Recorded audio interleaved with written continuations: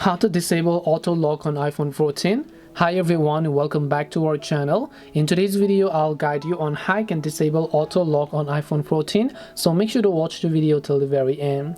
If you'd like to auto lock your iPhone 14, which means that if you don't touch your phone for a certain amount of while, your phone is going to get locked automatically by default. Sometimes this will be set to 2 minutes, 3 minutes, but then let's say that you want to disable it because it's quite annoying for you. In that case, all you have to do is simply open up your settings application. Once you open your settings application, go to this option known as display and brightness. When you go to display and brightness, over here you'll find auto lock. Mine is currently set to 5 minutes though. If you want to completely disable it, you can just tap the never option and it is not going to get auto lock by default, no matter whether it be even hours since you last touched your phone. That's simply how it works. But personally, I don't like to set it to never because sometimes I might just fall asleep, so I just set it to 5 minutes. But this is your own personal opinion. You can set this to never, as I told you earlier.